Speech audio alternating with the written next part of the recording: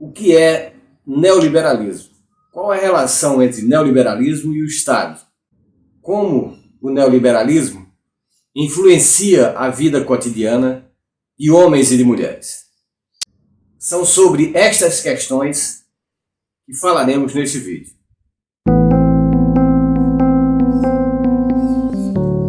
O pressuposto do neoliberalismo é o Estado mínimo, ou seja, um Estado no qual o governo não assume responsabilidade com políticas desenvolvimentistas ou com políticas de cunhos sociais.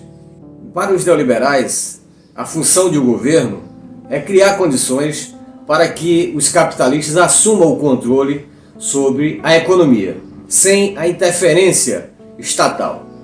E nesse sentido, o Estado deve privatizar empresas e serviços públicos, desregulamentar as leis trabalhistas e previdenciárias e reduzir ou eliminar investimentos, que eles chamam de gastos públicos, com as questões sociais. Mas, na prática, como isso afeta a vida da maioria da população de um país, como o Brasil, por exemplo? A partir do golpe de 2016, que destituiu Dilma Rousseff da presidência da República, o neoliberalismo retomou a sua ofensiva sobre a economia e sobre o Estado brasileiro. Não que os governos petistas de Lula e de Dilma tivessem superado o neoliberalismo, mas eles frearam, numa certa medida, os avanços do neoliberalismo que vinham desde o governo Fernando Collor de Mello e que se intensificaram durante os dois governos de Fernando Henrique Cardoso.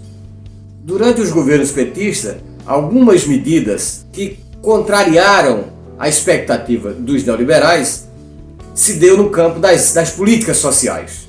Os programas de renda mínima, o aumento do salário, o aumento real do salário mínimo, a criação de novas universidades, ampliação de campos universitários, a criação dos institutos federais de educação, a facilidade de crédito possibilitou a inclusão das camadas populares à universidade e ao ensino superior. Segundo a receita neoliberal, isso não é função do Estado. Estes investimentos devem ser feitos pela iniciativa privada. Mas numa sociedade tão desigual quanto a brasileira, essas pessoas jamais poderiam chegar ao ensino superior se não fosse a partir da função social que o Estado deve ter. Com o golpe de 2016, uma das primeiras medidas do governo Michel Temer foi o congelamento dos gastos públicos pelaquilo que ficou conhecido como a PEC da morte. Essa proposta de emenda à Constituição congelou por 20 anos os investimentos do governo federal nas políticas sociais, reduzindo-se assim os investimentos em saúde, em educação, em agricultura familiar, enfim, todas as áreas sociais do governo, durante 20 anos, estão congelados no país, o que significa que a cada ano esses setores terão menos recursos para investir no desenvolvimento social do país, ou nos compromissos que o Estado deveria assumir com a sociedade, principalmente com os mais pobres. É ainda no governo Michel Temer que se aprova também uma reforma trabalhista, que aprofunda a precarização das relações de trabalho no país. No governo atual, o neoliberalismo se intensifica pela reforma da Previdência Social.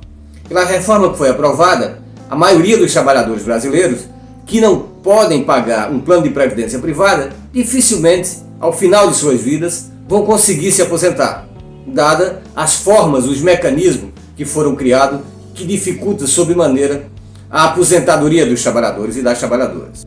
Segundo Perry Anderson, um sociólogo e historiador inglês, o neoliberalismo surgiu logo após a Segunda Guerra Mundial como contraponto às políticas do Estado de bem-estar social que se desenvolvia na Europa após a Segunda Guerra. Dentre os seus principais ideólogos estão figuras como Friedrich Hayek, da escola austríaca, ou Milton Friedman, da Escola de Economia de Chicago. A ideia central da doutrina econômica do neoliberalismo é a substituição do Estado indutor e responsável pelo desenvolvimento de políticas sociais e trabalhistas pelo Estado regulador das relações do capital, ou seja, o Estado mínimo, como tanto a gente escuta falar. Essa doutrina econômica que se impôs a partir de 1970, com a crise do capitalismo daquele período, chega aos países da periferia do capital, como o Brasil, por exemplo, a partir do consenso de Washington e das agências multilaterais como o FMI e o Banco Mundial. Segundo os sociólogos franceses Pierre Dardot e Christian Laval, o neoliberalismo não é simplesmente uma doutrina econômica, mas é uma nova forma de racionalidade do mundo. É uma nova forma de viver o mundo, de ver o mundo, na qual, na exata medida em que aumenta-se a concentração de renda, aumenta-se também a miséria absoluta da maioria da população do mundo.